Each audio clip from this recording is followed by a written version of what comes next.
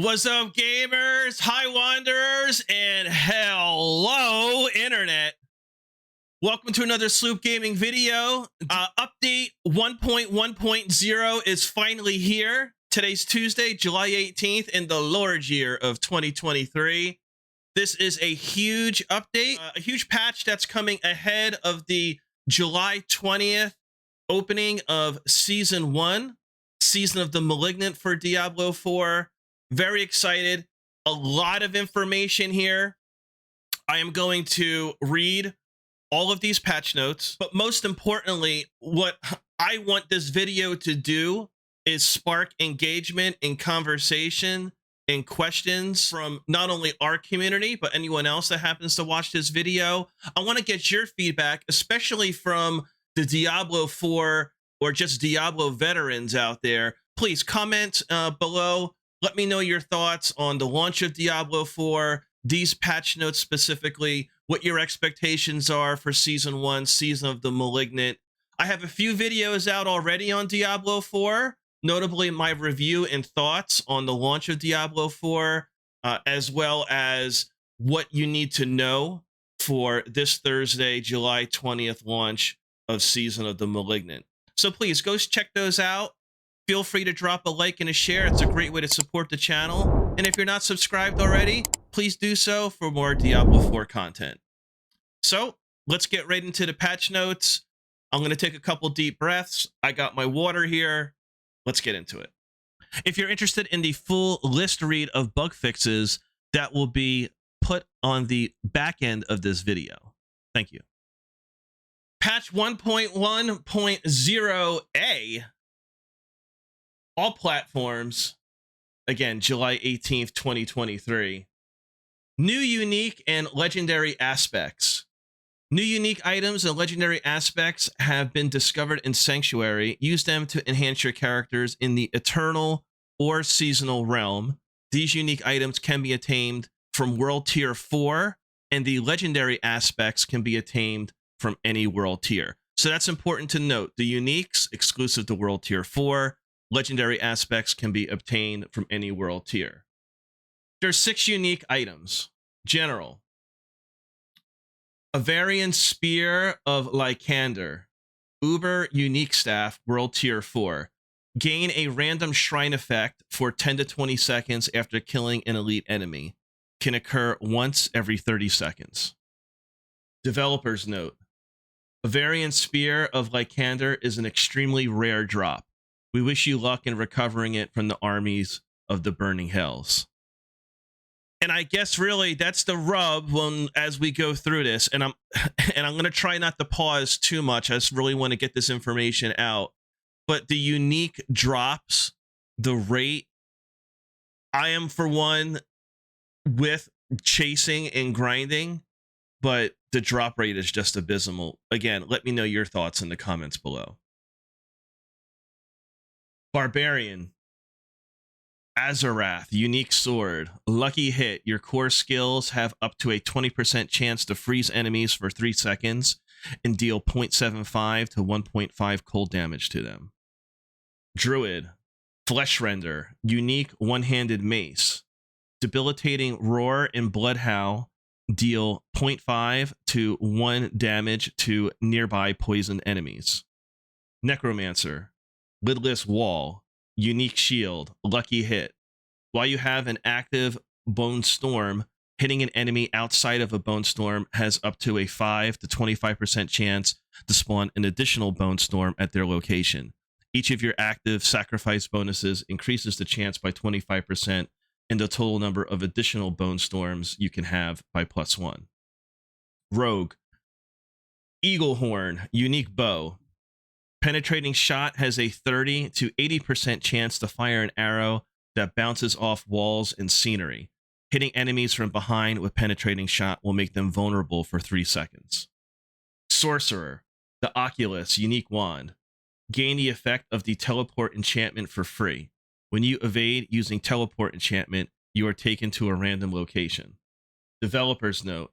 The Azarath and Flesh Render unique items have flat damage effects, which scale with power. For example, at 820 item power, Azarath deals between 3,359 to just over 6,700 in damage. Okay. 7 new legendary aspects. General, Audacity, Utility Aspect. When there are at least 5 close enemies, stun them for 2 to 4 seconds. This can only occur once every 20 seconds. I'll tell you what, I see that getting nerfed right away. Craven, Mobility Aspect. You gain 20 to 40% increased movement speed when moving away from slowed or chilled enemies. Barbarian, Ancestral Charge, Offensive Aspect. Charge calls forth 4 ancients who also charge, dealing 50 to 100% of normal damage. Druid, Subterranean, Offensive Aspect. Poison creepers active also cast Landslide in a circle around you. Earth skills deal 10 to 20 increased damage to poison enemies. Necromancer, Gore Quills, Offensive Aspect. Blood Lance will consume blood orms to also conjure lances from them.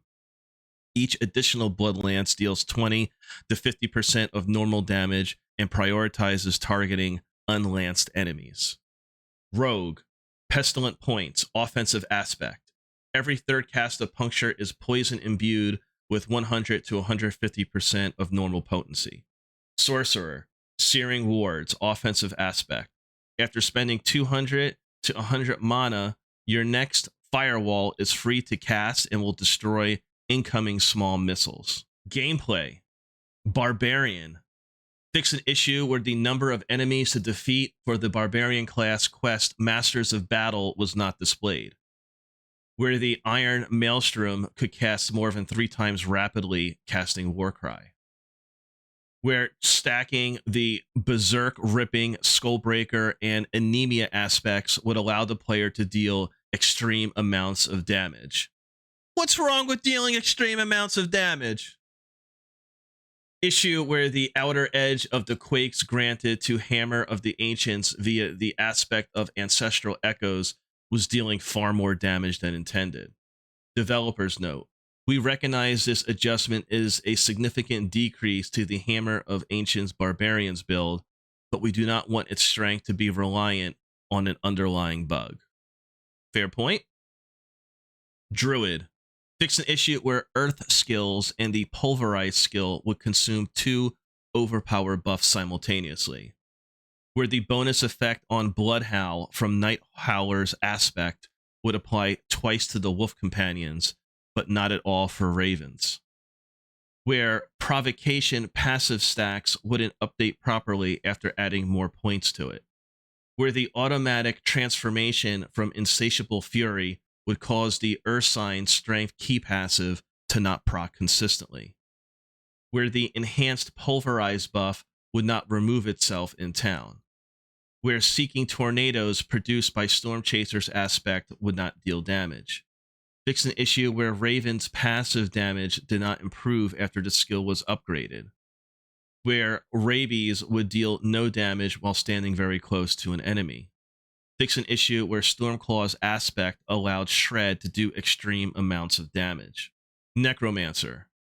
Fix an issue where Necromancers could not obtain daggers from the Purveyor of Curiosities, where the Necromancer's minions would have their life bonuses deactivated while in town, where the Bone Spear cast through Chilling Wind from an elite enemy would increase the number of generated echoes for that cast. Fix an issue where Enhanced Bone Spear could cause erratic movement. Fix an issue where canceling Blood Mist when it's already off cooldown would immediately recast it. Rogue. Fix an issue where Shadow Step wouldn't trigger the aspect of Uncanny Treachery if the target was killed, where Advanced Penetrating Shot would not knock down other players in PvP play, where Twisting Blades would not come back when the ability killed a bloated Corpse Fiend enemy, where the dash skill would not move the full distance if targeting an enemy while using a controller, where the Eldritch Bounty Paragon node granted bonus resistances incorrectly. Fix an issue where Rapid Fire had an extra arrow VFX that behaved erratically, Fix an issue where the Awakened Glyphstone wouldn't spawn for rogue players using improved barrage. Sorcerer.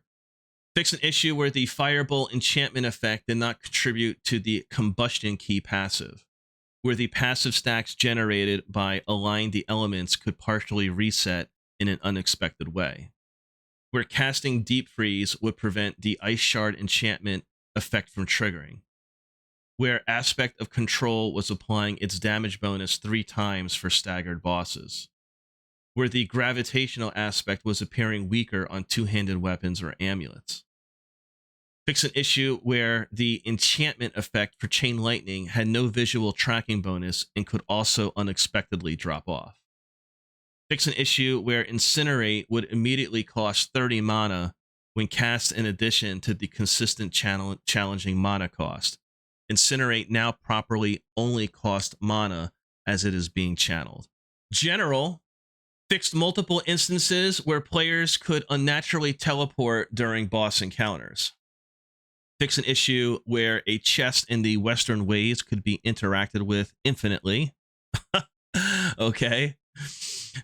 Fix an issue where the Ahriman NPC couldn't be interacted with in certain situations, where otherwise breakable objects in the world would not be broken when evading through them, where the player could avoid damage from bosses if they position themselves in a specific location, where forged relics could not be interacted with, where monsters with a cold, bleeding, burning, or corruption affix would freeze players in one hit in nightmare dungeons with the cold enchanted affix. Fix an issue where cold enchanted monsters froze players more often than intended in higher world tiers. Fix an issue where a chest could spawn that would provide infinite loot. Infinite loot! HELLTIDE and the Fields of Hatred. Fix an issue where the player could be damaged by the HELLTIDE firestorm while standing in Girindai. Fix an issue where the enemies resurrected by shamans would continuously drop aberrant cinders in HELLTIDE, where Chain Lightning could bounce infinitely between the caster and other player characters standing in a Fields of Hatred town, where crackling energy could hit other players in a Fields of Hatred town. We know, shocking. Fix an issue where players could not see other players that they should when re-entering the Alzuda Fields of Hatred zone. Fix an issue where certain areas in the Fields of Hatred would be incorrectly flagged as a town, rendering players unable to cast skills while still being able to be damaged. Items and aspects.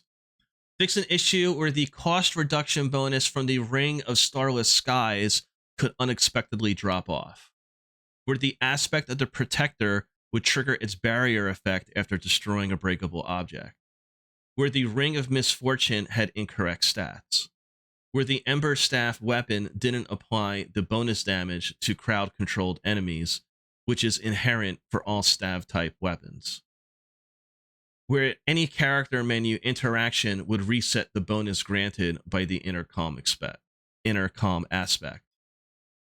Fix an issue where the maximum life affix on the Mark of the Conclave quest item was scaling improperly. Fix an issue where the aspect power would also increase when upgrading an item at the blacksmith. The level requirement for sacred items will now cap at level 60. The level requirement for ancestral items will now cap at level 80.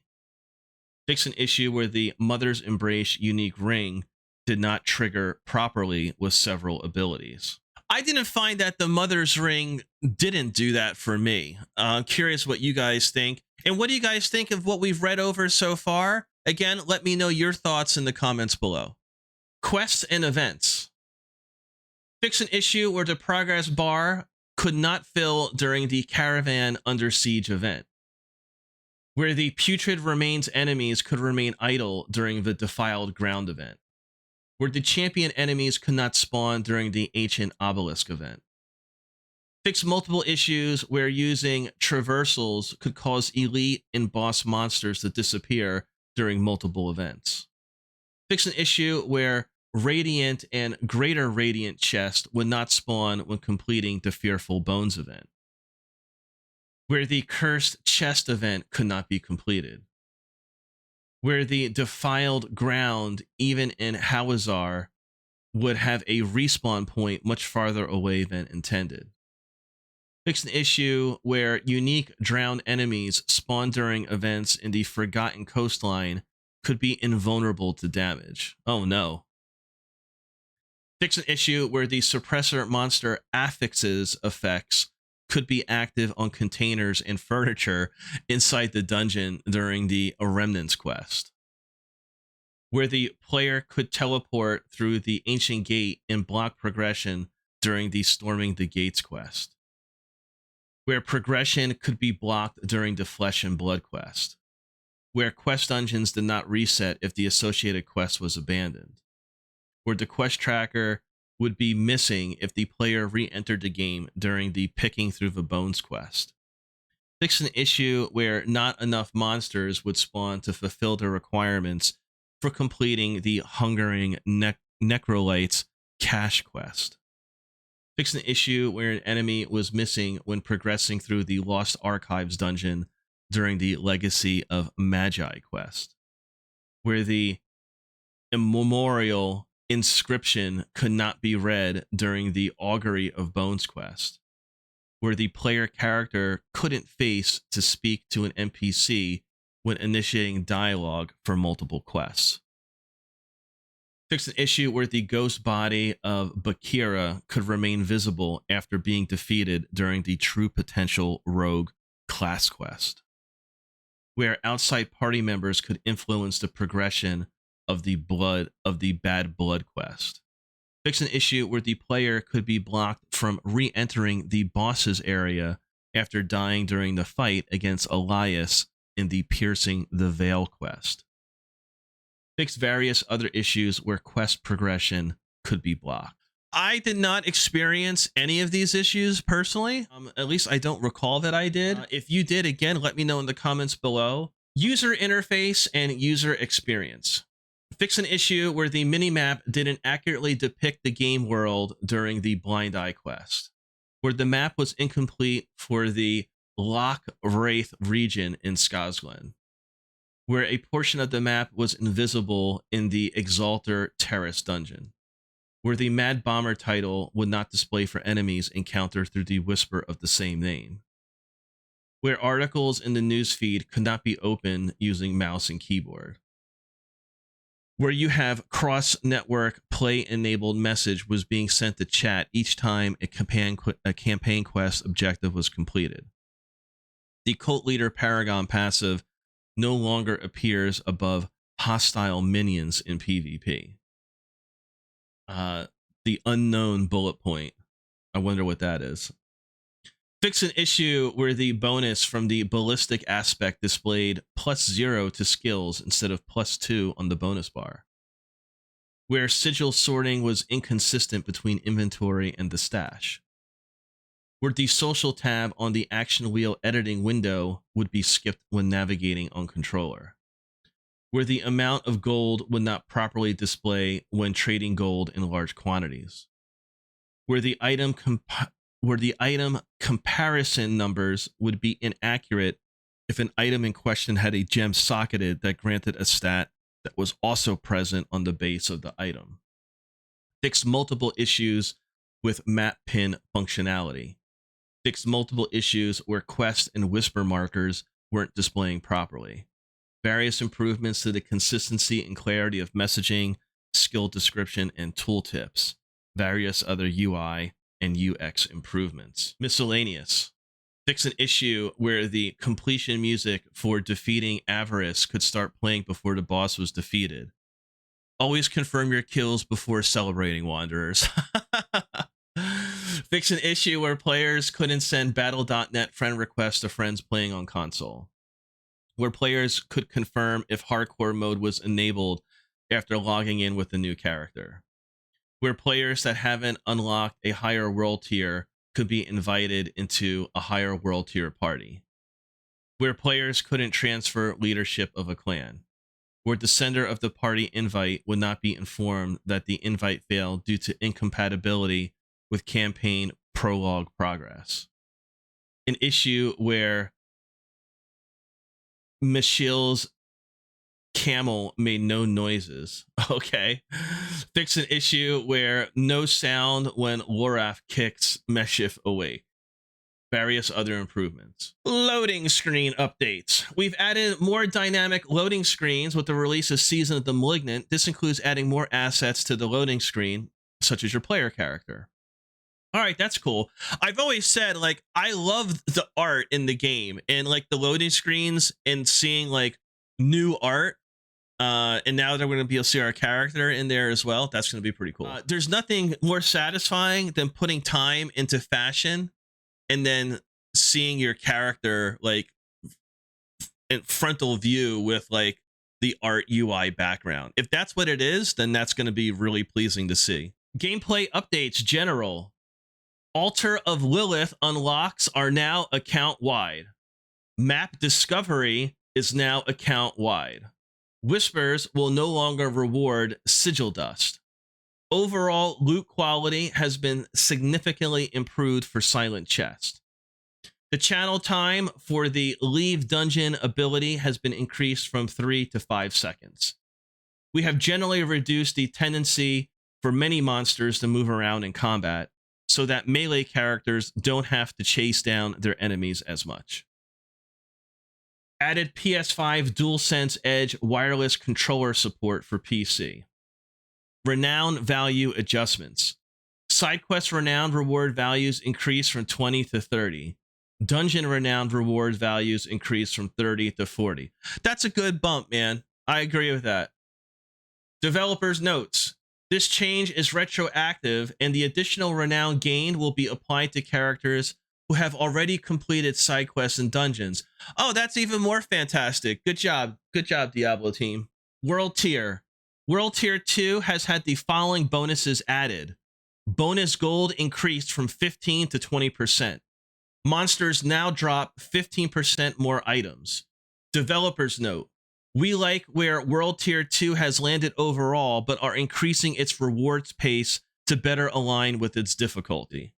And I think that's a good philosophy there, and I agree with the devs, especially, you know, the casual players, the new players. Like, I really enjoy playing a World Tier 2, and I even had more fun once I got more acclimated to the game in World Tier 3. World Tier 4 is certainly, you know, the major leagues. It's the highest world tier in the game and the most challenging. You really have to be on point. But I think World Tier 2 and 3 have like really good sweet spots right now for people that are new, not just to Diablo 4, but the Diablo franchise. Level scaling inside dungeons in most overworld territories have been adjusted in World Tiers 3 and 4.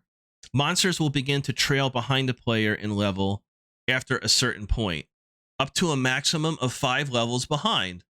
This change does not affect world bosses, Legion events, Fields of Hatred, Helltide, or Nightmare dungeons. All right, let's just read that one more time. Level scaling inside dungeons in most overworld territories has been adjusted in World Tier 3 and 4. Monsters will begin to trail behind the player in level after a certain point, up to a maximum of 5 levels behind.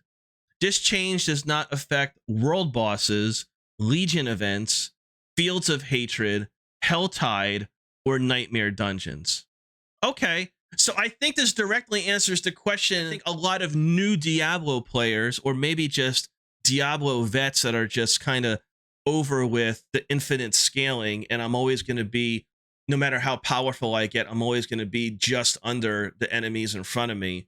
I think this really feeds into the power fantasy that, okay, I'm finally being rewarded for grinding, and I can go out in a regular dungeon and the open world and kick ass and really feel like the effort and the grind and the time that I've invested is paying off. But I have to switch gears now, because if I go into a world boss, Legion event, Fields of Hatred, Helltide, or Nightmare dungeon, now I'm back to playing, on my toes and having to, be S tier, if you will, with all my decisions and just be that much more calculated. I think that's fair. I think this is a good start. Again, being new to Diablo and Diablo4 specifically, I'm fine with how the game is right now.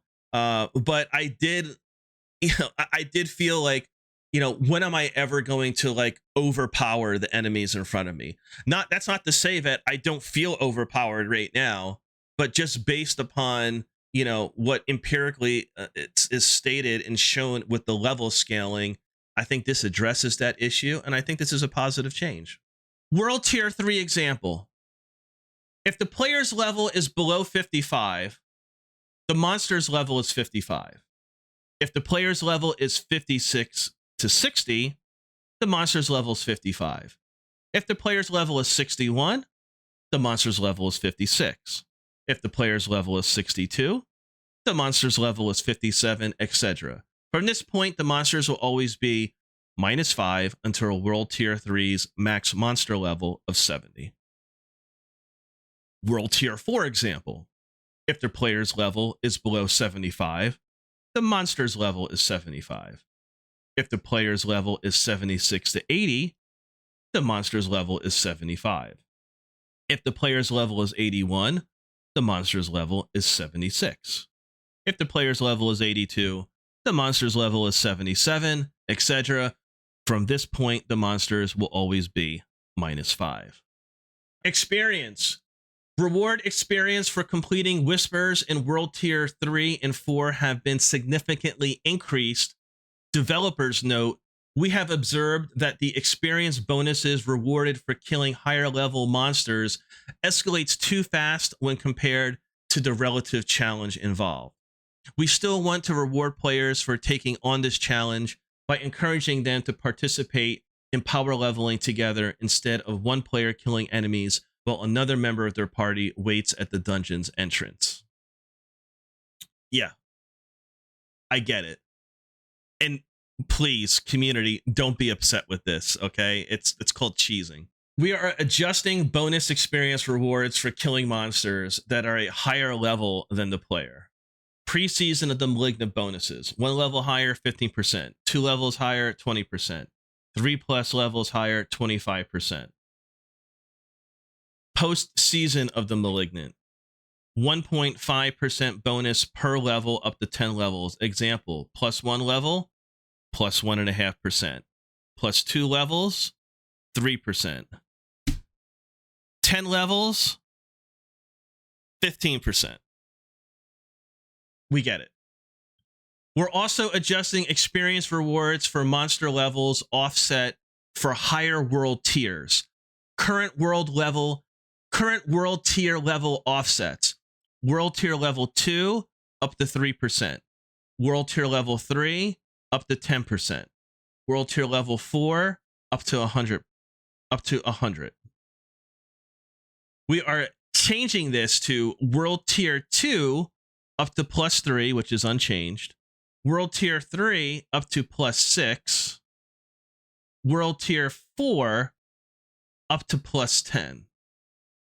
So again, they're making these adjustments in according to the the challenging adjustments that they made in facing the monsters. So I mean, that's expected. For example, you are level 1. Your friends bring you to a World Tier 4 and leave you at the entrance of a dungeon. They start killing level 100 monsters. Prior to Season of the Malignant, you get level 100 monster XP times 1 plus 25%. After Season of the Malignant, you get monster level 11 XP times 1 plus 15%. Okay, so this is just like the hammer dropping. Okay, this is the, as much as you might feel that Hammer of the Ancients got nerfed, the devs just buffed it for them to use to slam down on people, bringing severely underleveled blueberry characters into into the top tier of the game to just like cheese XP to power level through. So I'm all on board with this, man. You know, like, I'm not saying I'm against players using like exploits, right? And, you know, effectively cheesing it to get from A to Z, you know, like that. Like, that's all fine and good. Like, there's no hate, no shade thrown here. But, you know, you can only have too much of a good thing, right? And like what season 0 effectively did, it was, you know, really like the active online beta for Diablo 4. And you can see we've gone through a tremendous amount of changes and updates going into season 1 here. But, you know, boosting yourself like a crazy, like a berserker madman from 0 to whatever in like a blink of an eye. I mean, people were going from like level 1 to level 50 in, I don't know, like 30 minutes or an hour or something crazy like that, right? Let me know what you've heard was the fastest power leveling, or yourself personally. Again, please comment below. All right, moving along. HELLTIDE. One of my I love HELLTIDE, man. Developers notes, we're looking to increase the danger in HELLTIDE's risk-reward gameplay by making the monsters a bit more challenging and the tortured gift of mysteries harder to open. All right. I mean, I thought it was pretty hard already, man, but all right. HELLTIDE monsters are now 3 levels higher than the player instead of 2. Okay. The tortured gift of mysteries chest has had its cost increased to 250 aberrant cinders from 175. All right, that's a healthy bump, man. I still think getting those, you know, getting the 2 chests is going to be easy, but, you know, trying to like farm out all of them is certainly going to be more challenging. All interactable objects in HELLTIDE zones now have a small chance of dropping aberrant cinders. Thank you. I can't tell you how many, because I'm a collector. Like, I can't pass something and just like not interact with it, right? And it's to me, it's just like free loot, you know. But one of the most disappointing things for me was that only certain items that you can interact with, right, in HELLTIDE will give you the aberrant cinders. And like, I felt that was extremely disappointing. The delay, the time it would take for like for things to explode and then like, you know, the gold or whatever to drop out of it, you know, like, you're sitting there, it takes forever, and next thing you know, you got a bunch of enemies crawling up your ass. It's like, if I'm gonna wait that long, at least drop me some aberrant cinders while I'm at it. Like, that's what I'm here for, you know. So I'm very happy about that. What do you guys think? Balance updates. Developers note, as our community continues to battle the burning hells, the builds emerging from new players have shocked and delighted us. We've chosen to focus Season of the Malignant balance updates on clear itemization disparities over redesigns of class features. The class changes are largely focused on numeric increases to skill upgrades and legendary aspects that players haven't yet found compelling. Additionally, we're changing critical strike damage paragon glyphs to empower all damage instead of only core skills to enable more build strategies. Excellent. There are also a few class stat decreases on sources which grant extreme amounts of damage, healing, or unstoppable. In general, we prefer build-specific changes to be bonuses instead of decreases, but we feel these changes are necessary for the overall health of the game. Diablo 4 is a game that is continuously evolving through its seasons, thus the adjustments we make will evolve with them. Aspects. Aspect of disobedience, maximum stacks reduced from 100 to 60. Reducing maximum bonus armor percentage from 25 to 50% to 15 to 30%. Aspect of retribution bonus damage to stunned reduced from 20 to 40% to 10 to 20%. Exploiter's aspect bonus damage to unstoppable reduced from 20 to 50 to 20 to 40. Starlight aspect resource restore increased from 10 to 20 to 20 to 40. Item The Butcher's Cleaver Slow increased from 40 to 75% to 61 to 75%. Beware the Butcher. Drop rate adjustments. Increased bonuses to drop ancestral and sacred items in Nightmare Dungeons from +5 to +10%. Removed a 20% chance to drop an extra equipment item from elite monsters outside of Nightmare Dungeons and HELLTIDE. Increased chance to drop an extra equipment item from elite monsters in Nightmare Dungeons and HELLTIDE by +10%. Nightmare Dungeons now have a 50% chance to drop a second legendary item upon completion. Nightmare Dungeons now give 3 rare items upon completion, up from 1. Monsters. Increase monster HP scaling from 85 to 100% bonus per extra player in a party. Okay. Miscellaneous. Adjusted the scaling of the Greed Shrine to improve its effectiveness throughout the game. World bosses now drop potions more often. There is no longer a limit to how many materials you can refine into higher materials at once. Okay, that's I dig that. That's positive. That's just a good quality of life right there. Item affixes. Developer note. Many affixes are too efficient and are outshining alternatives. We're looking to refine the outliers, improve the number of meaningful choices on competitive slots, and increase the overall flexibility of items. We know these changes will reduce the total amount of possible power a character can possess. So we'll be monitoring how these changes affect players' ability to conquer expected milestones throughout the season. We're increasing the availability of the affixes below to make them easier to include in different builds. Control impaired duration reduction can now appear on pants. Barrier generation can now appear for all classes. It will also begin dropping later in the game. Lucky hit chance while you have a barrier can now appear for all classes, reduced by 12% when on helm and 20% when on an amulet or offhand. Mastery skill damage, newly added, can appear on sorcerer weapons. Scales identically to core skill damage. Resistance to all elements can now appear on shields. It wasn't on shields already? Developers note, the core stat bonus on weapons has been overperforming, so we're pulling back on this bonus. Strength, 50% stronger when on weapons, down to 25%. Dexterity, 50% stronger when on weapons, down to 25%. Intelligence and willpower, 50% stronger when on weapons, down to 25%.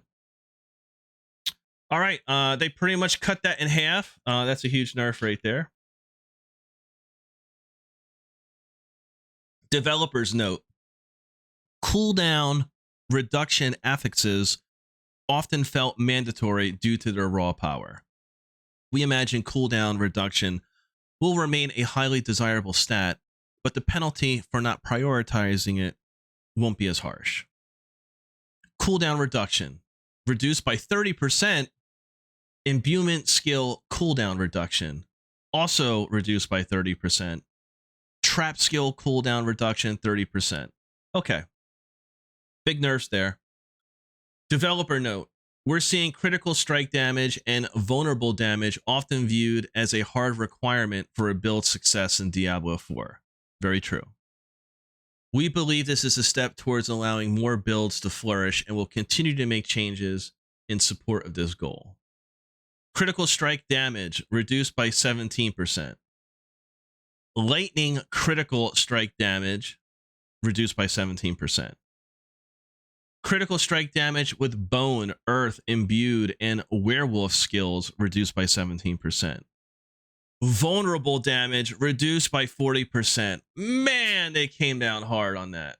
Why not just make it 50% and just like tell people we really don't want you using that anymore? Developers note, disparities in inherent affixes can rule some weapons out before the rest of their stats are even rolled.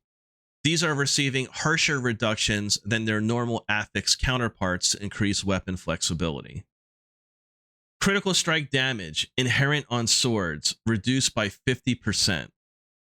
Vulnerable damage inherent on crossbows reduced by 65%. So it is loud and clear that critical strike and vulnerable damage, the devs are like, we want you built into something else, man. Like you are way too OP when focusing on these parts of your build. Developers note, damage bonus to crowd-controlled enemies was overperforming relative to the ease of activating it versus stricter crowd control type specific affixes.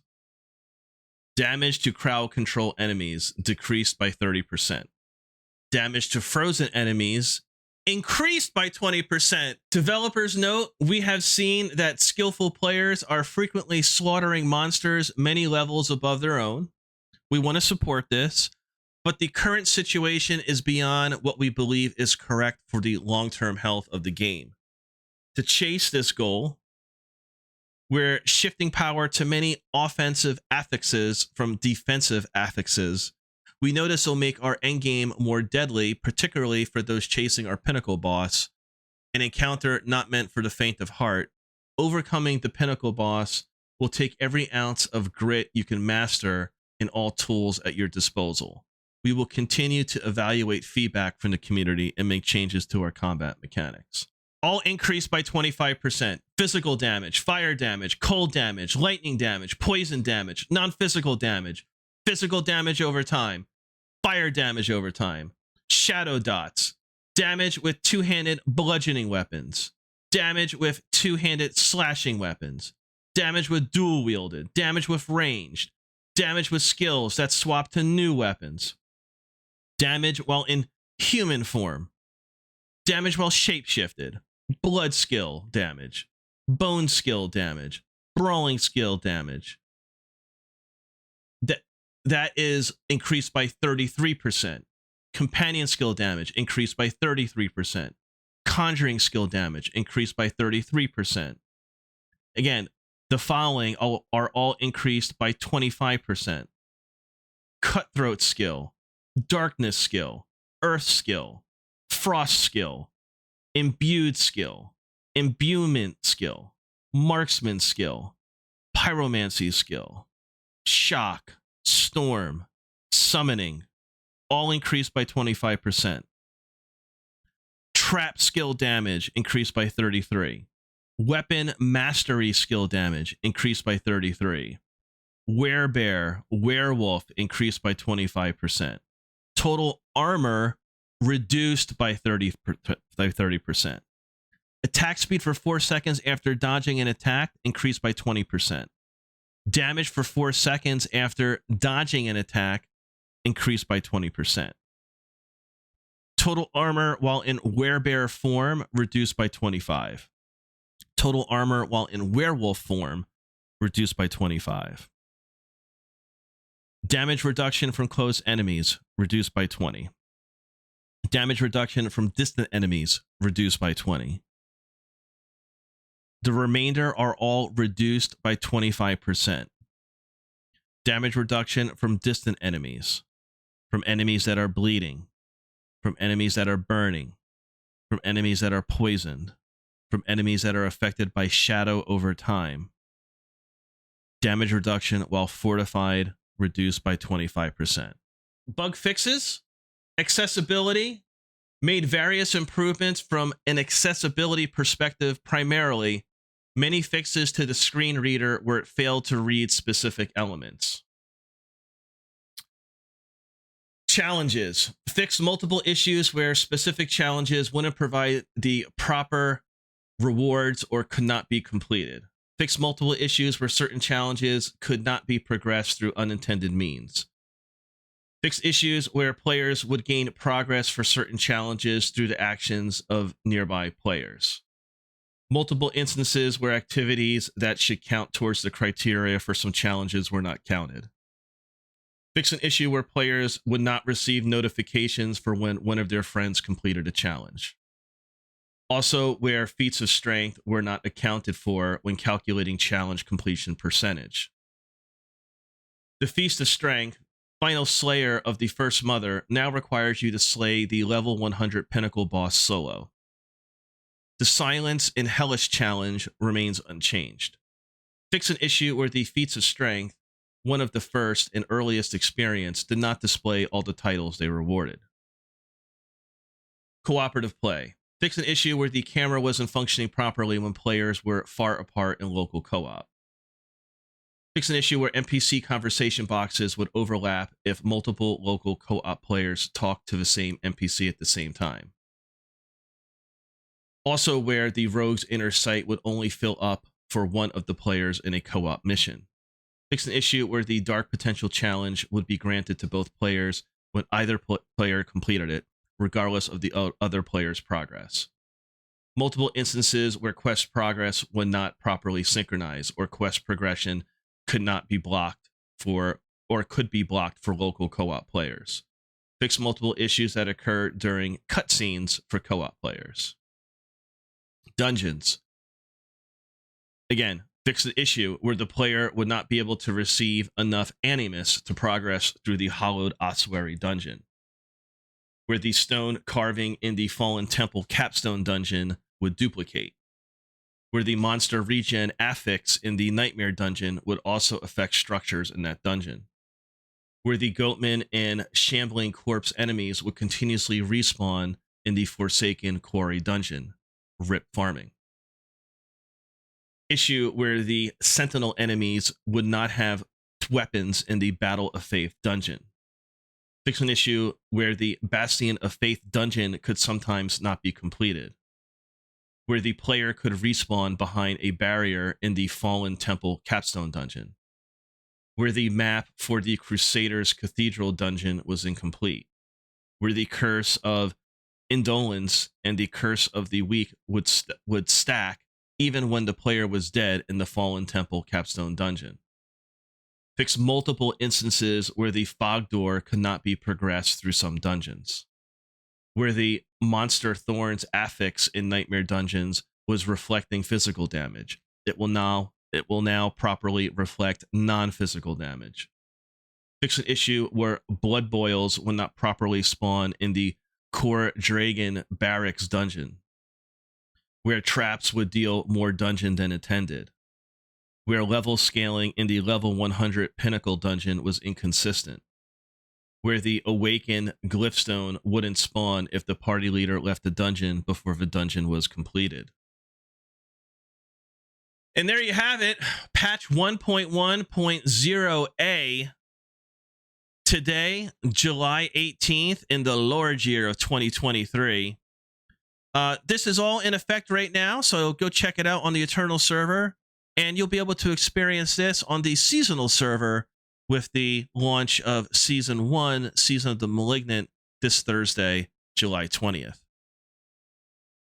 Again, I want to know your thoughts on everything that we looked over here today, whether you're new to Diablo or a Diablo 4 vet. Please comment below and let's level up together. Again, thank you very much for watching. Be safe, stay vigilant, and as always, may the light protect us all. Thank you for watching. Likes and shares are kindly appreciated, and subscribe for more Diablo 4 content. Peace.